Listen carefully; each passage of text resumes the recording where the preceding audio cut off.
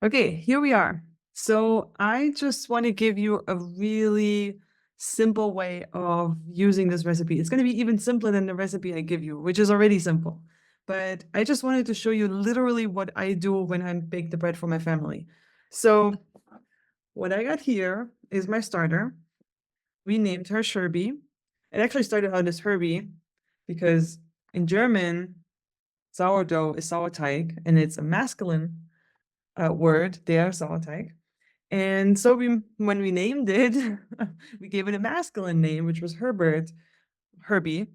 When we came to Spain, in Spain, sourdough is a feminine word. So I actually had Herbie die on me because at our last apartment where we lived, we had some mold issues and also bad water.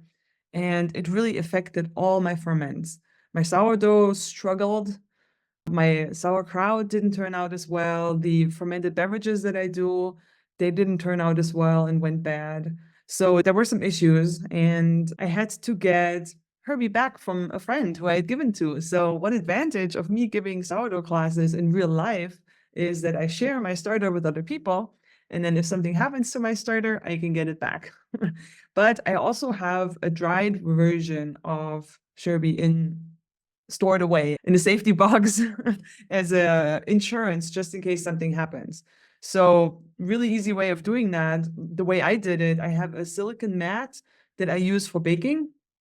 And when your starter is happy, it's active, you just take some of it and spread it very thinly on a silicon mat or maybe on some parchment paper or something like that. So you just spread it very thinly, let it dry out until it flakes off, and then you just break it into pieces and you put it in a Ziploc bag, in an airtight bag, and you can store it in the freezer or in some airtight jar or something, and it will last forever. And then if anything happens to your live starter, you can revive that dried starter. You just add some water to it to dissolve it again, and then start feeding it, and it'll take a few days, but it'll come back alive. Anyways, we got Sherby back, we got Herbie back, and because we were in Spain, we tried to give it a new name. I don't remember what we had, Shelby or something, Sharon, some weird name that my husband came up with, but it just didn't stick. We kept going back to Herbie, and then eventually we said, okay, we should just call it Sherby. So now it's Sherby. It lives in this bowl, and I hardly ever clean this bowl. The only times I clean this bowl is when there's a problem with it. When there's a problem with the starter or when something happens to the edge. It rarely does now. I had problems at my old apartment. This would get moldy, and the starter itself actually would turn a pink color. That's a really bad sign. Okay. When it smells bad, you'll notice that too. Like your starter should smell good. It smells sour, and that's what it's supposed to smell. Okay. It's a really nice smell. Sometimes it will smell a little bit like acetone. That could happen, or it could smell a little more yeasty, but that might just show that there's an imbalance between the yeast and the bacteria in it. But a happy starter smells nice. It smells sour, but in a nice way. What I usually do is when I add, and I'll show you this later when I feed it again, I just kind of flake off the top a little bit because it's dry, so I can just flake it off and just stir it in with the flour and the water, and it dissolves again and everything is fine. Because I keep my starter in this bowl, there's enough live bacteria and yeast just in whatever is left in the bowl to inoculate the next batch. That's really what it is. And I love having it in a bowl versus having it in a jar because it's much easier to feed and to stir around. Anyways, this is what my starter looks like. When I stir it, you can see, I don't know if you can see that, there are bubbles in there. It should look a little bit foamy. Depending on how you feed it, the starter might be a little more liquid, but it could also be it could be thicker. It doesn't really make a difference as far as I'm concerned.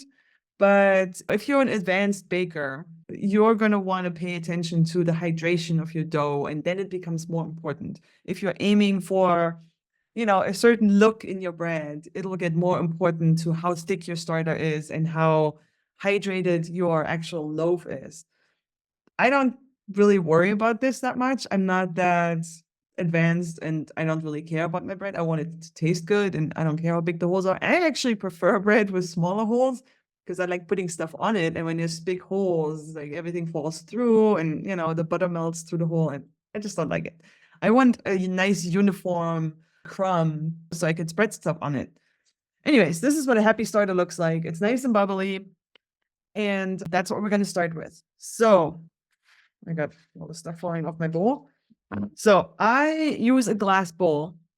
I actually use the same bowl every single time. I have 2 of these and I love these bowls. The reason I use a glass bowl is because I can see the dough on the sides. So I put a lid on it later, a silicone lid for the bulk fermentation. But I want to be able to see how much the dough has risen and what the sponge looks like, how many bubbles are in there. So that's why I like glass bowls. And I'm using the same bowl every time because then I can tell like how far along my dough is and is it ready to bake or not, right? This comes with experience, but I can tell how close I am to baking just by looking at my bowl because it's the same every time, right? If I use a different bowl every time with different sizes, I'm not sure how far along the dough is. You can tell by the bubbles in it, but it just makes it easier. When I make my bread, I either start my bread in the morning, like it is now, so that I can bake it in the evening, or I start the bulk fermentation the very last thing I do before I go to bed. So I do it at night, right before I go to bed, so that I can bake in the morning. So it just depends on your timing, but you would want a nice long fermentation. You can probably, if it's really warm, you can probably get away with 6 hours, but you just have to pay attention to your dough. It depends on how warm it is in your room. It's still springtime here. It's not that warm. It's like 18 degrees in here right now, 19 degrees Celsius. I don't know what that is in maybe 64 or something like that. 65, 6, I don't know, something like that in the Fahrenheit. If it's warmer, it will go faster, but it's not that warm, so it'll take at least 8 hours for my dough to get to the level where I'm like, okay, it's ready to bake. But if you want to speed it up because you're in a hurry, you got dinner guests coming or whatever, you can put it in the oven and what I usually do is I heat up the oven and then turn it off, wait a few minutes, and then I put in the bowl with the lid and just leave it in there all day. I check on it every once in a while. You don't want to bake it, obviously. You'll kill everything. You kill the yeast and the bacteria, and it starts baking into a bread, which you don't want to do, obviously. So you can speed it up, but the longer the fermentation, the more sour your dough will be. So if you prefer that tangy sourdough taste, you'll ferment it a little bit longer and you do it cold. You can even do a cold fermentation. Like people do that as well. They prolong the fermentation by putting it in the fridge after a while. So that's also an option, but we're not going to go into this because this is a beginning class for beginners. And I want to show you the easiest way of making bread. So there's not going to be any kneading the bread. There's not going to be a whole lot of measuring and fancy tools or anything like that. This is going to be a super simple way just to get started and fit it into your busy schedule. Because I'm busy too. I don't have time to knead my dough for half an hour and then come back every 20 minutes and knead it again. I didn't want to do that. I started out like that and I stopped every time because it was too complicated and took too long and it just didn't work. So let me show you the easy way. So I took this out of the fridge a few hours ago. So it's not completely cold. You want to make sure that your starter is active. If your starter is not bubbly, then you might have to feed it first and wait a few hours until it is bubbly. So I'm just going to scrape my starter into my bowl. And like I said, your starter might be not as liquid. It gets more liquid as you let it sit, right? You want to make sure it's active. So, and as you can see, I empty my bowl pretty well. It's scraped down a little bit, but there is some starter left at the bottom. And this is what I keep. That's all. I don't leave extra starter. I don't save starter. Like this is my saved starter. Okay. And then I use a cup and I always use this cup because I know that, as you can see, there are lines on it. And I know the top line, that is 1 cup, 1 measuring cup, right? So I just use this because it's easier than trying to measure it in my big measuring cup. In baking, I would generally recommend not using volume measures, especially when you're handling dry ingredients like flour, because it's just not as accurate, right? If you want to get an accurate measurement of a dry ingredient, you would weigh it and use a scale. So in my recipe, I'll give you both, but I recommend if your bread doesn't turn out right, measure the ingredients correctly, right? I don't do that, however, because I'm lazy and I want to show you the easiest way to make bread. So what I figured out for myself is what works for me and my bread pan and my sourdough starter. You can figure this out for your own bread. So I use this cup. I know this is about a cup of like a measured cup, right? And this is what I use to scoop my flour. And I don't worry too much about it being a little bit too much flour or a little bit too much water. I just kind of go by the feel of it, and the bread turns out fine. The only time you need to make adjustments is when you switch your flours, because flours have a different way of handling the water. So some flours, like kamut, for example, soaks up a lot more water. So you just have to experiment. But if you're just starting with white flour, that might be the easiest because it's what the sourdough, the starter likes the most. It's the easiest to digest. And there aren't any oils in it that can turn rancid, like in your wall flours that can happen. So I start with white flour because it's the easiest, but I'm going to show you what I'm going to do. So I'm just going to scoop my flour here out of my flour bag. And I'm just going to make sure that it's more or less, as you can see, a cup full, right? And I'm going to dump it in here. And I need 4 cups of flour. So usually I do 2 cups of white, see, more or less a cup. I either do 2 cups of white and 2 cups of whole, or I do 3 cups of white and 1 cup of whole. That's what my kids like the most. So that's what I'm going to do today. So I like it more whole wheat or whatever whole I actually have spelled here today.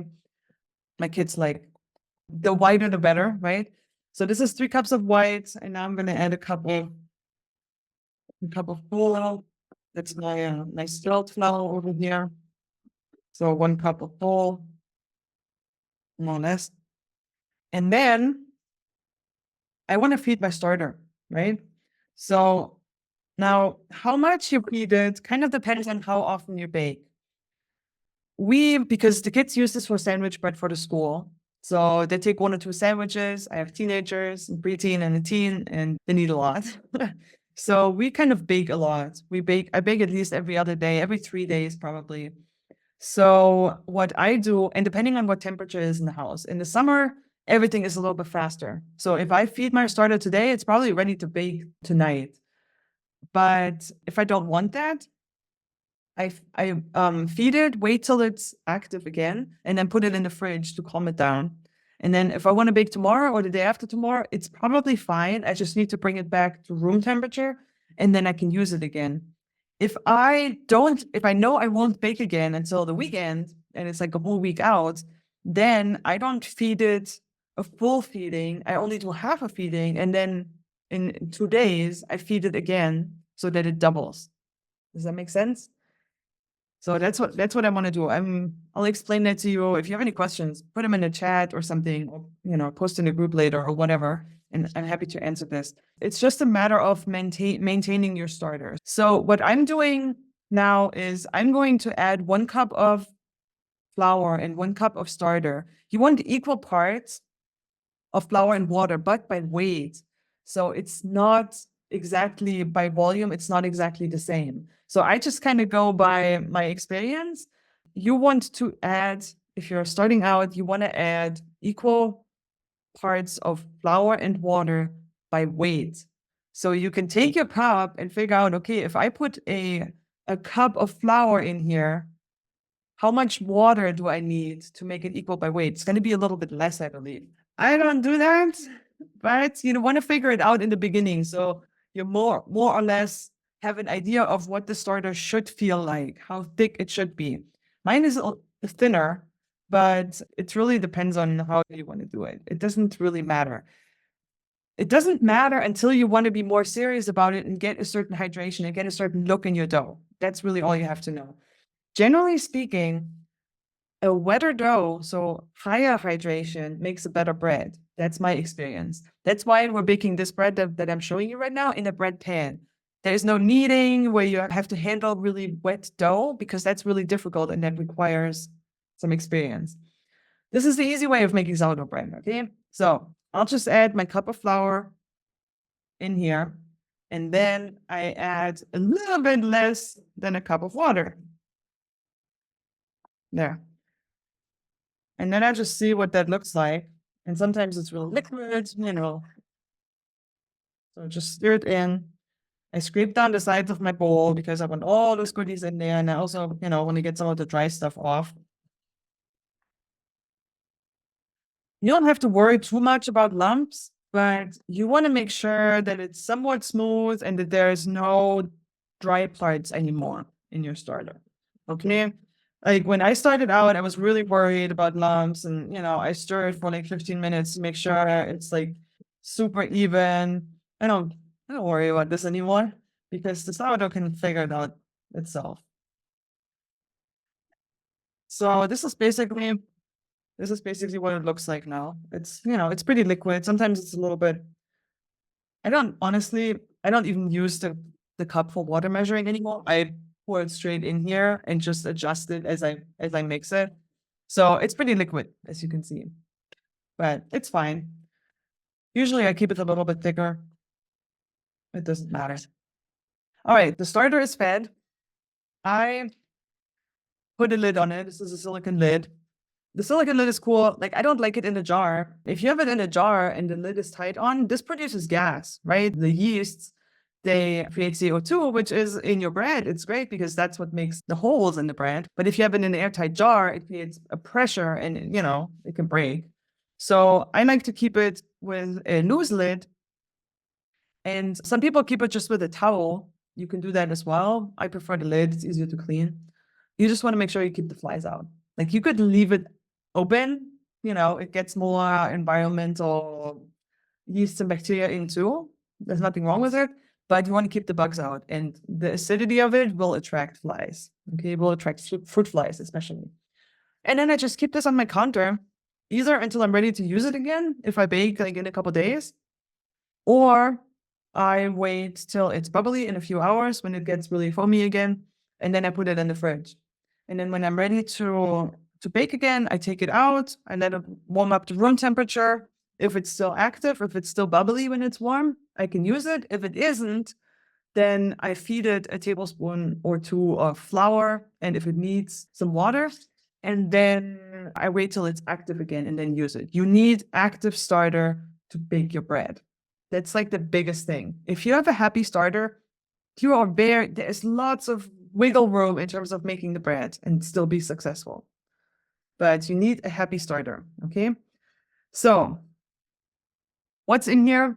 One cup of starter. There goes thumbs up. 1 cup of starter, 3 cups of white flour, and 1 cup of dark flour. That's what's in this bowl right now. Now, the only other thing that we need to add is some salt. Bread without salt is not good. Now, again, if you're a serious baker in the future, you're going to do this in a different order.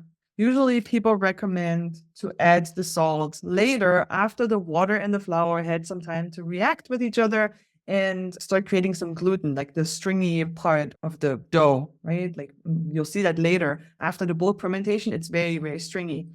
That's the gluten development, and that's what you need to get nice big holes, nicely looking sourdough, right? The salt interrupts that a little bit. So if you're a serious baker and more advanced, you will add the salt later. I don't do that because I don't have time for that.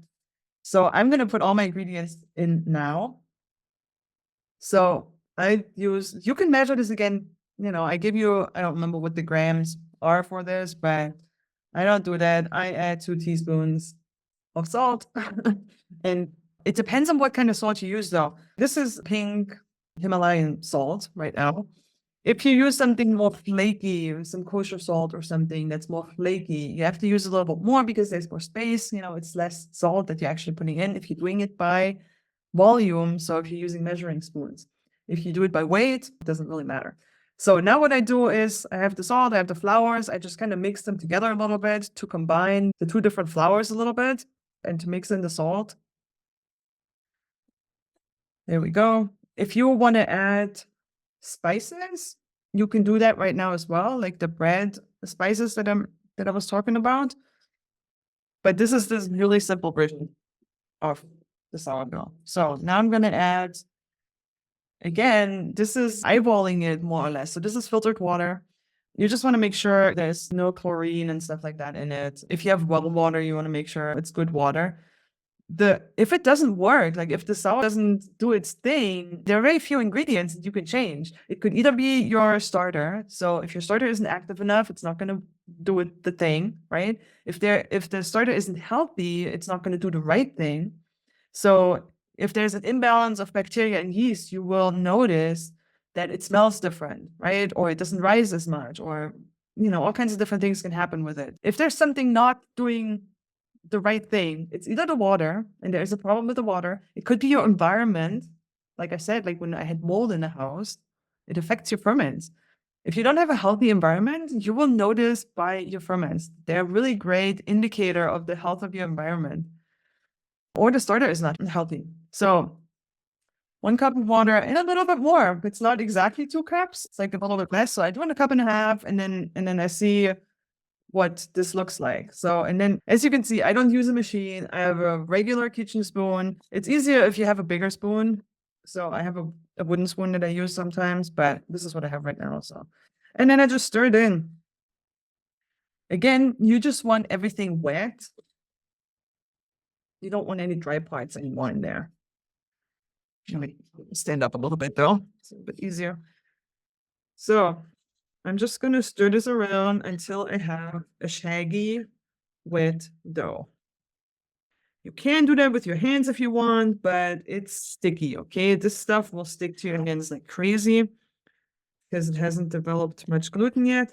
But as you stir it, you will notice how the water and the flour will react to each other already. It's called autolysis or something like that. I don't know how to pronounce it properly in English. And you will see how it's like the gluten starts developing, like it's going to become a little bit stretchy already. But as you can see, it's very, like it tears really easily and it's just shaggy. It's just a shaggy mess, right? So a little bit of gluten, but not much. We need to let it ferment and we need to let the gluten develop.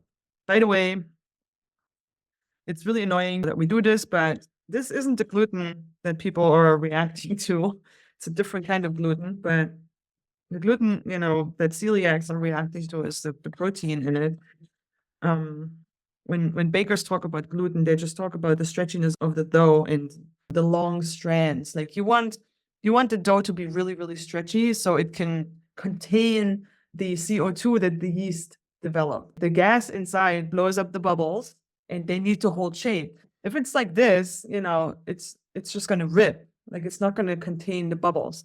So that's what we're doing with the fermentation. All right, and once you can see this now. It's just a shaggy. Let me turn this down a little bit. It's just a shaggy dough. So, it's somewhat stretchy, but not that much yet. And it tears really easily. And yeah, it's not very smooth, right? So I'm just gonna leave this. I scrape down the sides a little bit. My spoon. So this was actually the perfect amount of water. So as you can see, it's not liquid, but if you would try to shape this, like you couldn't shape it. It tears, it sticks to the spoon, it would stick to your hands like crazy. It sticks to the bowl, But this is what it should look like when you start the fermentation. So there you go. This is the dough. This is what it looks like from the side. Like no bubbles pretty much, a few bubbles. You don't want any dry parts in there anymore, no dry lumps in there. And that's pretty much it. So now what I'm going to do is I'm going to cover this up with a silicone lid. So I'm just going to put this lid on there. And again, this is to keep the flies out and to keep the moisture in because we don't want it to get crusty on top. We don't want the water to evaporate. So this keeps it nice and moist, but it also lets the gas out. So super easy lid. Now I'm going to let this sit until I can see that I have a nice sponge. So again, this is what it looks like right now. So I'm just going to leave this in a warm spot. You don't want it necessarily in direct sunlight because that gets too hot, but you can put it on top of your fridge. If you have an old fridge, it gets nice and warm up there. If you have space up there, you can put it in the oven and if it's off and just had some, like still had some heat from baking something or because you heated it up. I'm just going to leave it here for now, and then I will come back to it this evening and I'll show you what I do then. Okay, here we are again. It is now almost 7 p.m. So I started this at 10, so it's almost 9 hours of fermentation. It's been somewhat cold day. It's been not super warm. I did put it outside in the sunshine for the last half hour or so, and this is what it looks like now. So you can see the nice bubbles all around. That's why it's called a sponge at this stage. Yeah, looks like a sponge. I had to switch the lid halfway through, so it has a gray lid now. But, you know, this is about what I'm looking for when I know my dough is done. Sometimes it gets a little bit higher. When you use white flour, you will see a much bigger rise than with whole wheat or whole spelt or whatever, whole grain flours. So that's something to keep in mind. It's also why I recommend starting with white flour. It's just a little bit easier to work with when you're just starting out. So either only use white or use half and half at the most. That's what I would recommend, just to get a feel for it. Now, let's look inside. So you can see it's a little bit wobbly, like it's liquid kind of almost, which is why I'm showing you the way I'm doing it, because trying to fold this is extremely difficult. Trying to knead this and keep it moist like this is very difficult. So that's why we're baking in a bread pan. Now, I use glass. I also have a metal one. This one is about, I'd say about 11 inches, maybe 4 inches wide and 3 inches high. You might have to, depending on how big yours is, you might have to adjust the amount of flour you use, right? If yours is much smaller, you might have to use less flour so you have less dough, right? But this is, like I said, I figured this out over years. I use this bowl, I use this cup that I showed you, and I use this bread pan, and they all work perfectly together. So now, all we have to do is, we gotta oil this first. So I just use whatever I have. In this case, I have olive oil. We're in Spain, there's lots of olive oil here. You can use butter, whatever, any fat works, coconut oil. Just, has an extra flavor. I use my fingers to spread it around. If you use spray, then you have spray, that's great too. I'm not fancy, and I don't have time to look for all my gadgets, so this is what I do. So I'm just spreading, you just need a thin layer of oil. It doesn't need to be like super thick. Spread the oil around. And then I got an oily finger. So I'm just gonna put this on my spatula a little bit. Now, I wanna show you this. What we're gonna wanna do now, I'm gonna tilt this a little bit so you can see it better. We wanna basically deflate this dough. You can see the bubbles in there, and you can see how it's risen pretty high. We want to fold it on top of each other, so it's a little bit like kneading it, but it's not really possible because it's too wet. Like, this is a really sticky, wet dough. You can't really knead it. Well, you can, but it requires some practice. So basically what I want to do is I want to scoop it and then pull it over itself, kind of folding it over. So I scoop and fold. It's a little bit difficult to do this tilting the bowl, but I'm going to try it. Okay, so, and then you'll see what this looks like. So you can see, let me get a little bit closer here. You can see how stretchy the dough is now. And you can see how sticky it is too. You see this? This is the gluten that is developed. And if you see let me see if I can lift this up. If you can see at the bottom there, how nicely, oh my gosh, I can't do it actually. Let's try it this way. You can see at the bottom how nicely it is fermented. You see how nicely that stretches there? This is beautiful. This is how you know that your dough is done. You see this? The stretchiness right there? That's perfect. So now what I want to do is I want to scoop it. I messed it up. But you see how it's getting a lot smaller. So I want to scoop it and fold it over itself. And turn the bowl, I scoop it and fold it over. I scoop it and fold it over. So I just want to get it off the bowl and deflate it, right? Scoop it, fold it, scoop it, fold it, and I do that a bunch of times until it's about maybe a little bit more than half its size, but you get the idea, right? So scoop it and fold it. I put some pictures in the classroom of this as well.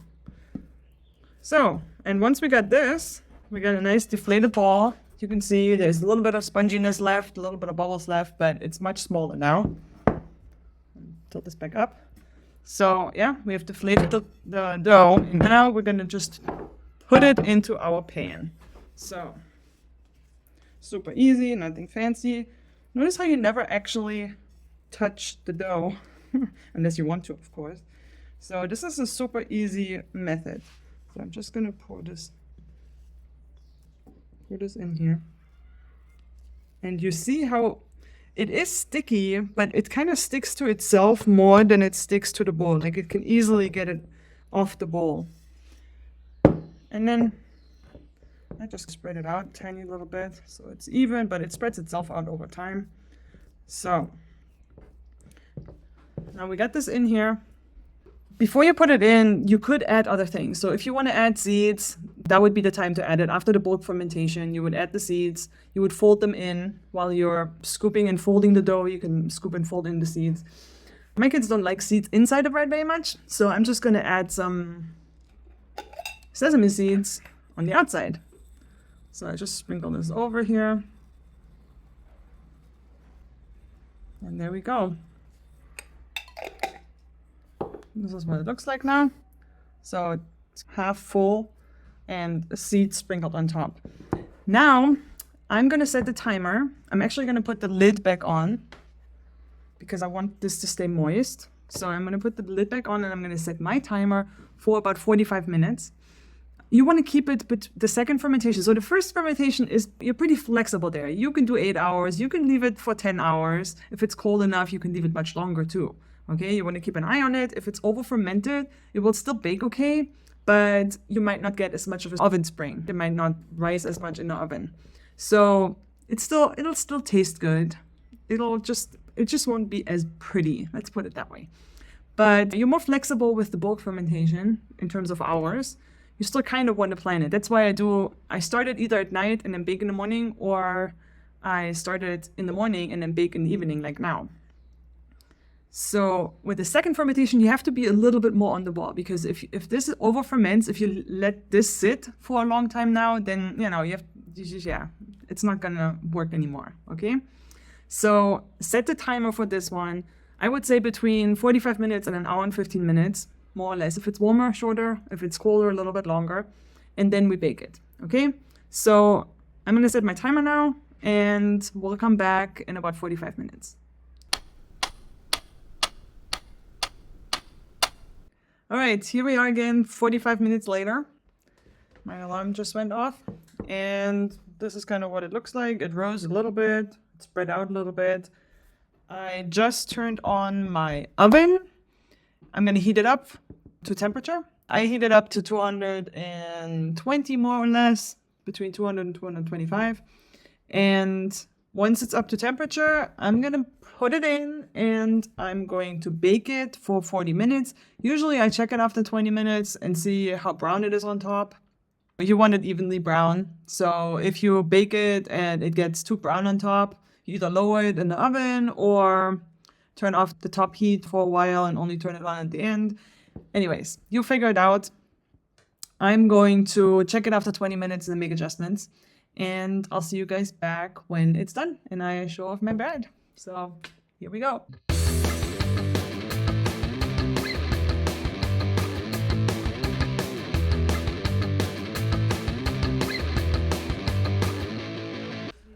All right, this is it. The alarm just went off. Actually, it's still going off. This is the final loaf. Nice sesame. You can see it rose quite a bit. I'm going to put a kitchen towel over this so the crust can soften up a little bit and the steam stays in. And It's also easier to get out of the pan after it's cooled down a little bit at least. You'll see it loosen really easily. And that was pretty much it. That's our sourdough bread. Maybe tomorrow when we cut it, I will show you a crumb shot. You see the steam still? Steam is still part of the baking process. So never cut a bread that's still hot. Okay, it's a big no-no. It's gonna get all gummy inside.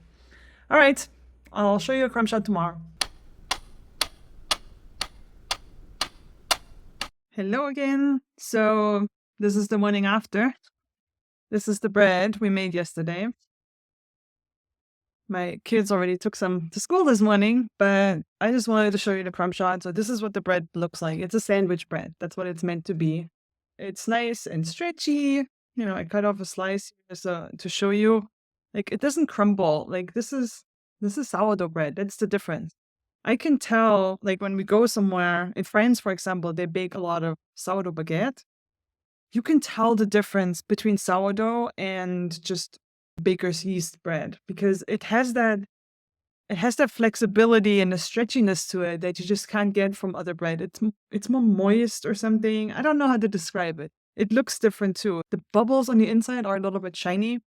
So it's just a different kind of bread. It's slightly tangy. It's really nice. I love it. My kids love it too. So that's it. This is basically what it looks like. This is the final product. I hope you try it out.